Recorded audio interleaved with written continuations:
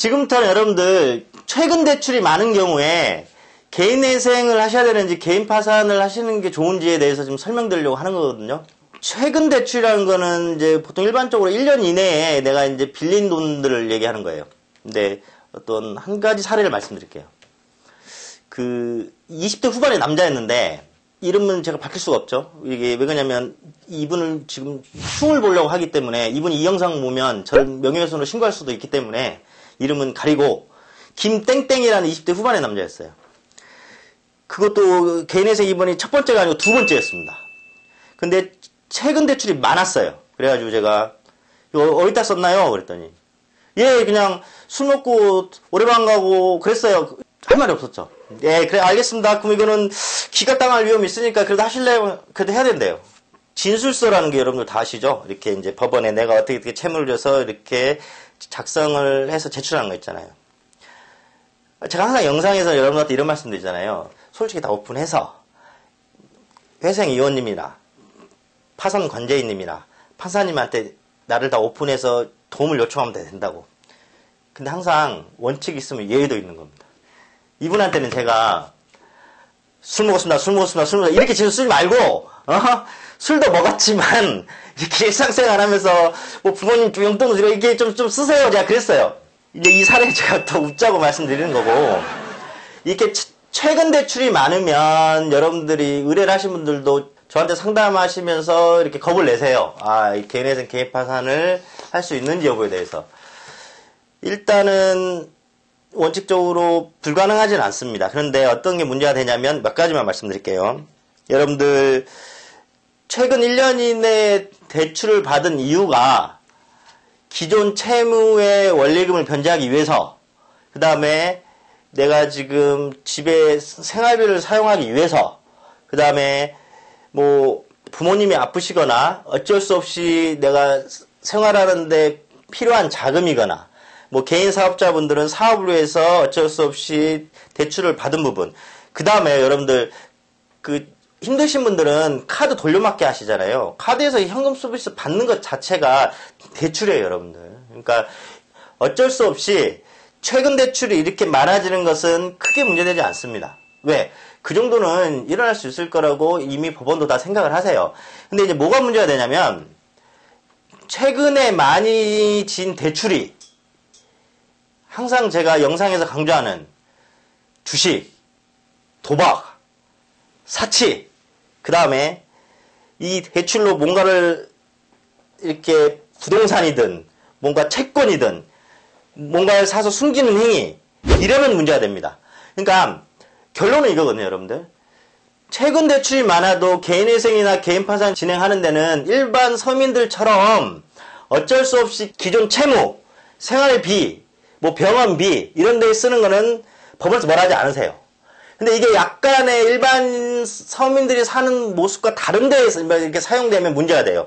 그래서 최근 대출이 많으신 분들이 개인 파산 신청을 하면 법원에서는 두 가지 결론이 나요.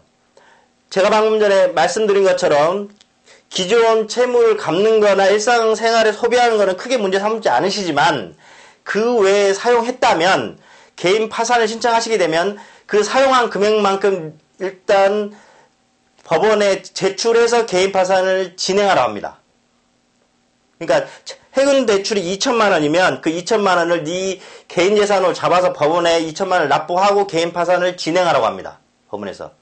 이 경우 하나. 그 다음에 두 번째는 뭐냐면 아예 기각되는 거죠.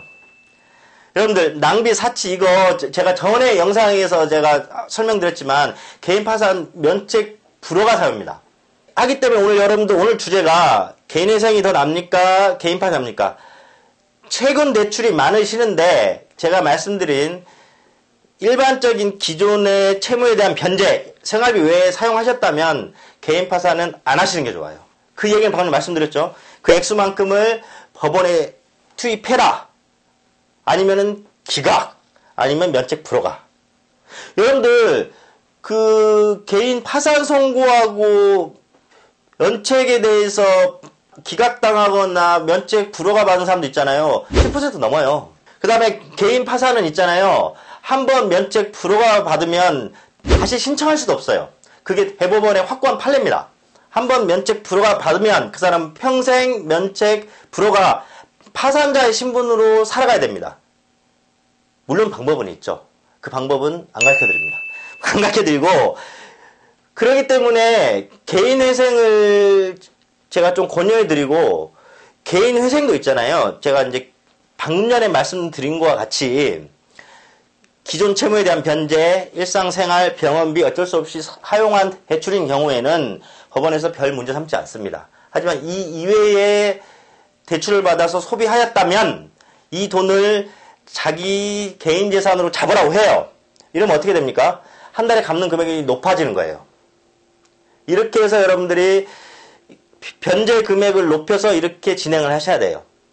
그러니까 제가 자꾸 저번 영상에도 말씀드렸지만 사치, 도박 이런 거에서 기각은 저희 사무실 안 받는다니까요. 근데 한 달에 갚는 금액이 높아지는 거예요. 그래서 이제 요약해 드리면 최근 대출이 많지만 내가 그 대출을 가지고 사용하는 용도가 원래 있었던 기존의 채무에 대한 변제, 생활비, 어쩔 수 없이 병원비 등 들어갈 수밖에 없는 돈을 사용하였다면 걱정하지 마세요. 그거는 저희 사무실에 다 해결해 드릴게요. 허나 주식, 도박, 낭비, 사치 이거는 해결해 드리되 제가 머리가 아파요. 진짜 힘들어요, 여러분들. 그리고 이런 분들은 개인 파산은 저는 안 해드립니다. 개인 회생으로 하시라 해요. 그러면 개인 회생을 하게 되면 어떤 변제율을 이렇게 좀 높여서 인가를 받을 수 있거든요. 그러니까 여러분들 최근 대출은 경제적으로 힘드신 분들은 당연히 있을 수밖에 없어요. 아까도 말씀드렸지만 여러분들 신용카드 긁는 게 전부 다 대출이에요. 여러분들 쉽게 생각하시면. 그러니까 최근 대출은 있을 수밖에 없지만 그거를 정상적인 생활에 대한 소비를 하신 거면 걱정하지 마세요. 근데 좀 이상하게 썼다 하면 개인 파산 하지 마세요. 개인 회생 하세요. 예. 이렇게 해서 여러분들이 그 채무를 면책 받으시면 됩니다.